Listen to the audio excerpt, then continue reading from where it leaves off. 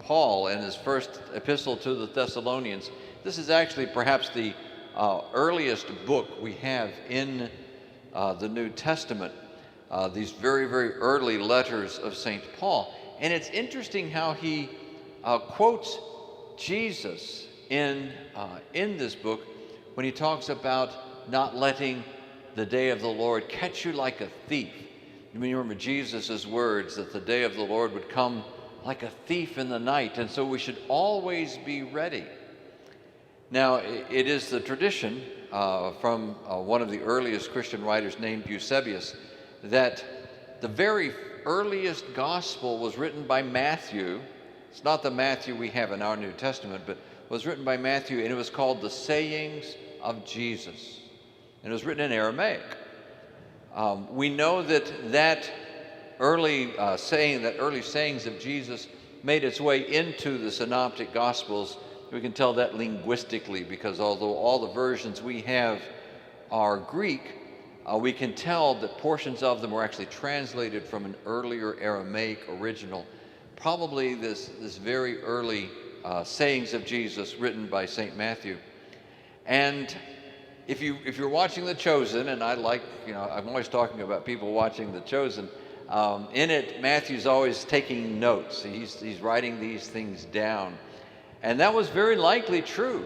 Matthew, who was, of course, a tax collector, to become a tax collector, you had to be able to read and write and work with figures.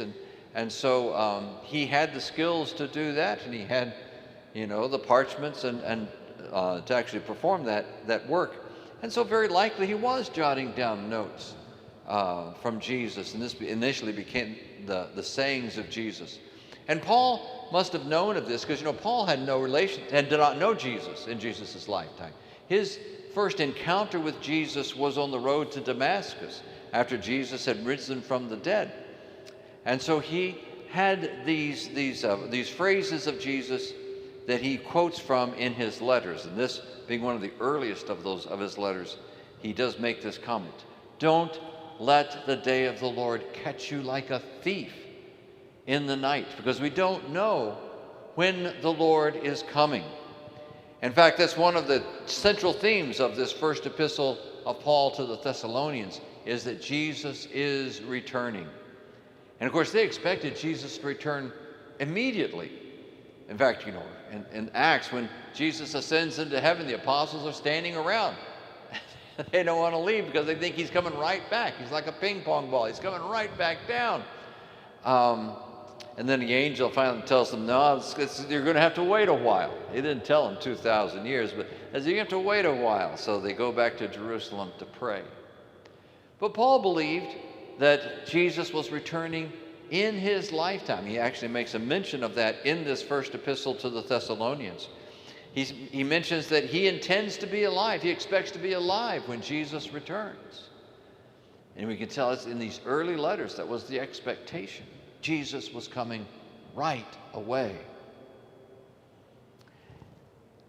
But he tells us to be children of light, not children of darkness. There was in existence at the time of Christ a book called the War Scroll, the Book of War. And it was the book of the final battle between good and evil, between the children of light and the children of darkness. We have a copy of it in the Dead Sea Scrolls. And it was a very eschatological book. It was a book about the end times. It was going to be this final huge battle between the children of light and the children of darkness, and the Messiah would lead the children of light to victory.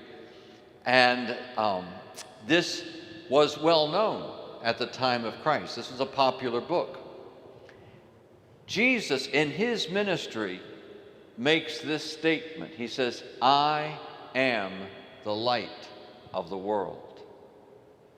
In other words, Jesus is saying that in this battle between good and evil, this battle between light and darkness, Jesus is the light around which we all gather. He is the center.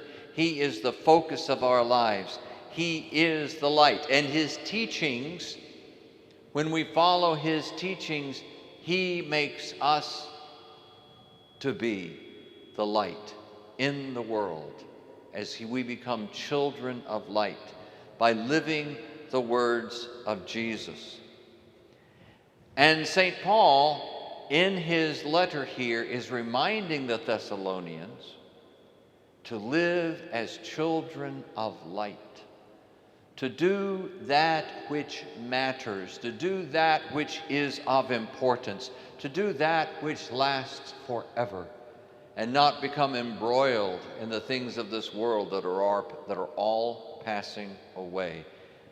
In St. Paul's understanding, that is the darkness, when we become embroiled in the things of this world which are passing away. Because when you think about it, I love this reflection. Everything emanates from light. Everything comes from that divine energy that we perceive as light. We are all born into an inheritance of light. But darkness, when you think about it, doesn't exist. There's no such thing as darkness. It's emptiness. It's void. In the very first chapter of Genesis, God separates the light from the darkness, that which is and that which will never be. And it is the light that gives us all life. Darkness has no existence on its own. It's just the absence of light. There's no substance to darkness. It is just the absence of all that is. And so when St. Paul encourages us to live as children of the light, he's saying live a life that's real, live a life that matters, live a life that is going to count for something into eternity. And don't become embroiled with those things that are passing away and that have no real existence at all. They will all be gone. We are the children of light. And in that knowledge, we can live our lives with true meaning and true reality. Let's go to God now in prayer.